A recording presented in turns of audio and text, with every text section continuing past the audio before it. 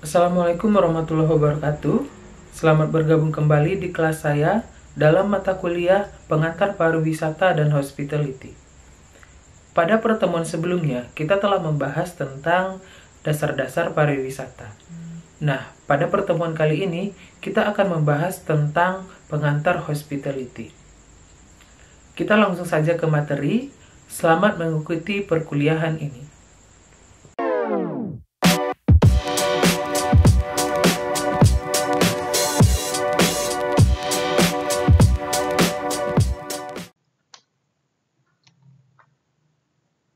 Introduction to Hospitality atau pengantar hospitality.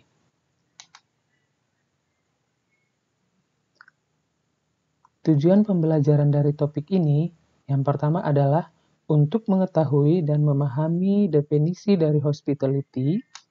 Yang kedua adalah untuk mengetahui dan memahami keterkaitan antara perjalanan pariwisata dan hospitality.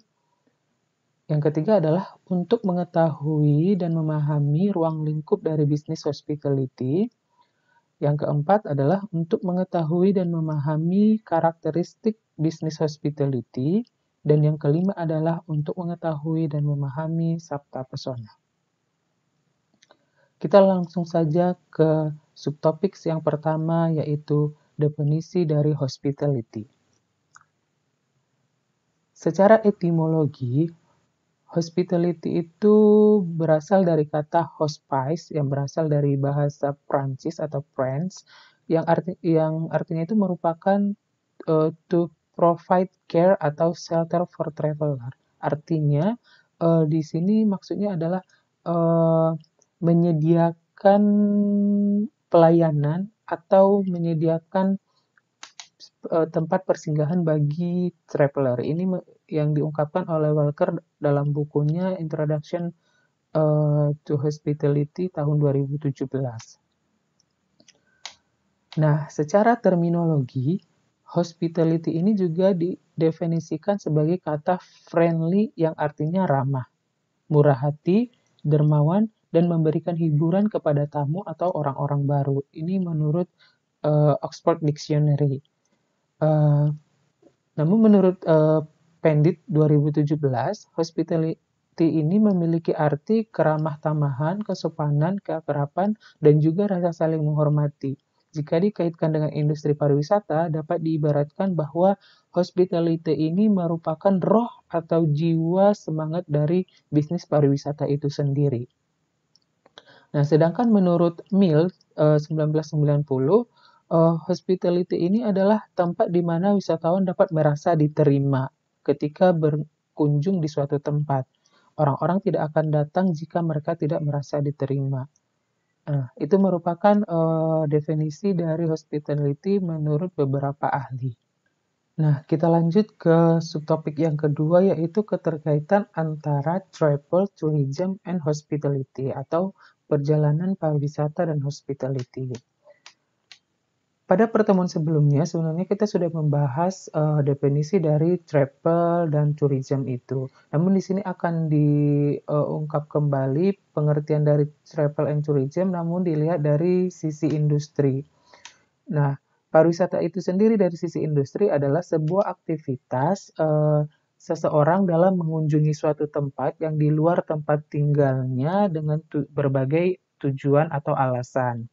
Terus yang kedua, travel sendiri adalah keseluruhan industri dalam perjalanan, mulai dari hotel, transportasi, dan komponen lainnya yang mana yang dibutuhkan oleh wisatawan pada saat mereka melakukan perjalanan wisata. Dan hospitality sendiri adalah semua industri yang terlibat dalam menyediakan pelayanan kepada tamu, mulai dari hotel, restoran, dan recreational activities atau tempat-tempat wisata. Nah, diagram pada slide ini menunjukkan keterkaitan antara hospitality, tourism, dan travel. Di sini terlihat bahwa lingkaran yang biru merupakan hospitality, yang mana maknanya adalah hospitality itu merupakan roh, inti, atau jiwanya dari pariwisata dan travel itu sendiri. Nah, di yang garis atau lingkaran biru tua ini merupakan pariwisata. Nah, pariwisata itu merupakan kegiatan yang didukung oleh berbagai usaha pariwisata. Nah, yang di lingkaran kuning ini usaha-usaha pariwisata atau travel, mulai dari transportasi, penginapan, dan komponen-komponen lainnya yang dibutuhkan wisatawan pada saat melakukan perjalanan wisata. Nah, kita lanjut ke subtopik yang ketiga, yaitu ruang lingkup dari bisnis hospitality itu. Nah, di slide ini terlihat bahwa ruang lingkup dari bisnis hospitality itu terbagi ke dalam 5 bagian, yaitu travel, lodging, assembly and event management, terus restaurant and managed service, dan recreation. Dan masing-masing bidang usaha ini memiliki usaha-usaha di dalamnya. Misalnya kayak travel itu misalnya usaha penerbangan, cruise ship, rail, coach, automobile, ecotourism, dan lain-lain. Terus lodging misalnya hotel, motel, resort. Terus assembly and event management seperti meeting, convention, exposition. Terus restoran dan managed service itu contohnya kayak restoran, managed service, dan rekreasi contohnya kayak attraction atau objek wisata, gaming, park, dan recreation. Untuk lebih lengkapnya bisa juga dilihat pada slide ini bahwa keseluruhan ruang lingkup dari bisnis hospitality itu terlihat di sini.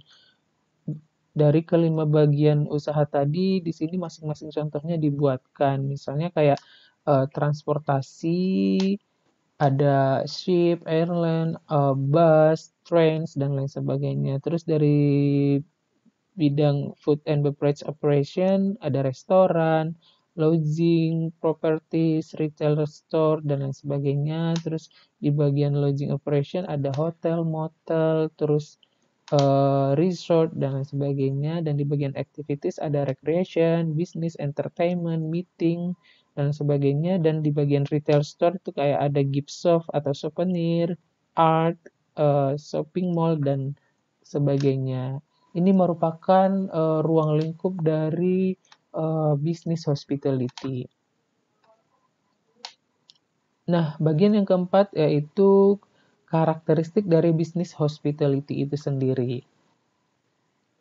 Menurut Walker dalam bukunya Introduction to Hospitality tahun 2017 mengungkapkan bahwa karakteristik dari bisnis hospitality itu terdiri dari 4 karakter. Yang pertama yaitu intangible atau tidak berwujud. Maksudnya di sini adalah bahwa industri hospitality itu atau memiliki produk yang tidak memiliki wujud gitu. Dalam artian tidak bisa dilihat. Layaknya kayak produk barang, kita bisa lihat, terus sebelum kita memakainya, kita bisa mencobanya dulu, dan lain sebagainya. Namun, kalau dalam industri hospitality ini, yang produknya merupakan jasa, kita tidak bisa melihat, kita harus langsung memakainya atau membelinya. Terus yang kedua, karakteristiknya adalah inseparability atau tidak dapat dimiliki. Jadi, industri hospitality ini produknya adalah merupakan jasa yang mana produksi dan konsumsinya itu dilakukan secara bersamaan gitu loh. Jadi tidak dapat dimiliki layaknya barang gitu. Terus yang berikutnya adalah variability atau berubah-ubah. Maksudnya di sini adalah produk dari industri hospitality ini sangat variability atau berubah-ubah. Di sini dijelaskan bahwa semakin tinggi level atau skill atau wawasan dan kemampuan dari seorang pekerja, maka hasilnya juga akan semakin memuaskan, dan sebaliknya jika semakin rendah kemampuan pengetahuan dari seorang pekerja itu, maka hasilnya juga akan semakin rendah. Makanya di sini disebutkan bahwa produk dari bisnis hospitality ini bisa berubah-ubah gitu. Dan karakteristik yang keempat adalah verisability atau tidak dapat disimpan. Nah, di sini maksudnya adalah contohnya di sini kayak misalnya suatu hotel memiliki 1.400 kamar, namun pada malam ini hanya terjual 1.200 kamar, 200 kamarnya lagi tidak bisa disimpan gitu loh. Jadi otomatis dia loss atau hangus gitu. Tidak seperti barang yang mana kalau hari ini nggak bisa terjual, masih bisa dijual barang yang sama besoknya gitu loh. Tapi kalau dalam industri hospitality ini misalnya kayak hotel tadi ya mau nggak mau itu langsung loss gitu aja gitu loh, rugi gitu aja nggak terjual gitu loh. Sekarang kita masuk ke subtopik yang terakhir yaitu Sabta Pesona. Kenapa Sabta Pesona ini masuk dalam materi hospitality? Karena Sabta Pesona ini merupakan breakdown dari hospitality itu sendiri. Dalam Sabta Pesona ini terdapat unsur-unsur yang harus dimiliki suatu industri pariwisata atau usaha pariwisata, misalnya kayak hotel, objek wisata, dan lain sebagainya. Apa aja itu unsur-unsur yang ada dalam Sabta Pesona? Yang pertama adalah keamanan. Terus yang kedua adalah ketertiban. Yang ketiga adalah kebersihan. Yang keempat adalah keindahan. Yang kelima adalah kesejukan. Yang keenam adalah keramahan. Dan yang ketujuh adalah kenangan. Nah, keseluruhan unsur ini wajib dimiliki oleh sebuah usaha pariwisata. Karena pada dasarnya wisatawan itu akan mencari ketujuh hal ini yang akan membuat mereka mau atau ingin berkunjung ke suatu tempat. Sabta Pesona ini dilambangkan dengan gambar seperti matahari ya. Jadi kalian sebagai mahasiswa pariwisata sudah harusnya tidak asing lagi dengan lambang ini. Lambang ini merupakan lambang dari Sabta Pesona. Nah, ini merupakan slide yang terakhir yaitu kesimpulan. Kesimpulan dari topik ini adalah yang pertama, hospitality itu merupakan roh atau jiwa dari bisnis pariwisata itu sendiri. Terus yang kedua, antara pariwisata dan hospitality itu merupakan satu kesatuan yang tidak dapat dipisahkan. Yang ketiga, hospitality itu memiliki 4 karakteristik. Dan yang keempat adalah Sabta Pesona itu merupakan bagian atau breakdown dari hospitality itu sendiri. Sekian penyampaian materi hari ini, semoga bermanfaat. Saya ucapkan terima kasih.